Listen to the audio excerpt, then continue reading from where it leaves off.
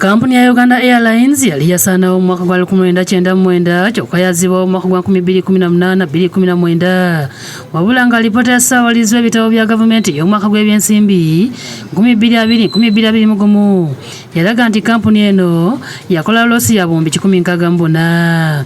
Kati akakiiko ka Paalamenti akalondoola ensaasaanya y'ensimbi y'omuwi w'omusolo mu bitongole bya gavumenti akakosasi akakulira omubaka ky'ennyonyi mu nsisinkano n'abakulira kampuni eno beewuunyizza kampuni gy'ejja omusimbi omuyitirivu gw'esasula abakozi baayo nga bakitegedde nti kisenkulu wa kampuni eno Jennifer Mutulaki afuna obukadde 87 buli mwezi mu kampuni etakola magoba.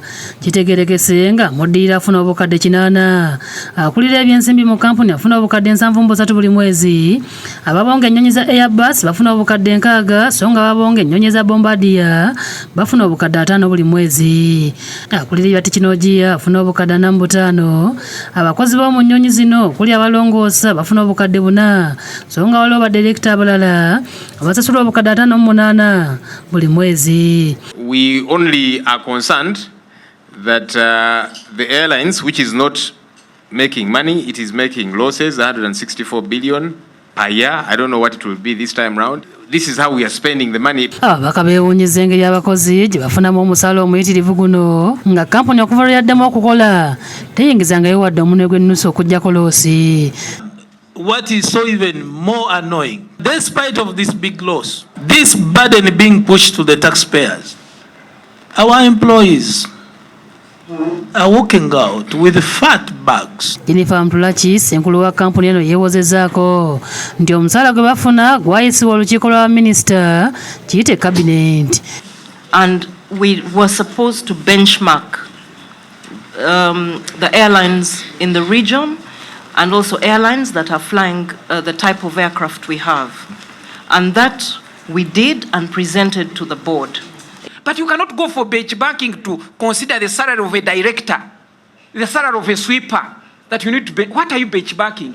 You just look for brooms, what are you going to look for? Because how do you account for this money if you don't have a staff structure? That's what the Auditor General is saying here. Akakiiko ka Paalamenti akakosasa era bakitegedde nti waliwo abakozi abaawummuzibwa ku mirimu mu kampuni eno, kampuni newandiisayo abalala wabula nga ekyennaku bonna basasula emisaala gye gimu era nga mu vulugu ow'ekika kino kampuni yakola loosi wa bombi 2.5, implying double payment for the same position. As a consequence, the company has lost a total of 2.3 billion shillings in a period of 7 months. Akakiiko kano era kakitegeddeko nti Jennifer Mutulaki teyasaba mulimu ogw'okubeera ssenkulu wa kampuni ya Uganda Airlines nga ne mu aba 40 baali basabye emirimu teyaliimu. Omulimu gwamuweebwa buweebwa newankubadde nga gavumenti yali yapatana kampuni ya PricewaterhouseCoopers okuginoonyeza omukugu okujjuza ekifo kino. So you were given instructions to appoint her? More or less, yes. Okay. Who gave you instructions to appoint her? Instructions came in from the Minister of Works and Transport, General Katumba, from a directive from His Excellency the President. And as a committee of this country, we want to assure you that the image that you portrayed to the Ugandans out there, it shows that there was a lot of corruption. You keep saying that we got an instruction, we got a directives. Yes, but the directive, is it really procedurally right? And as board members, you shouldn't be as conduit pipe. Now, what is your role as board members?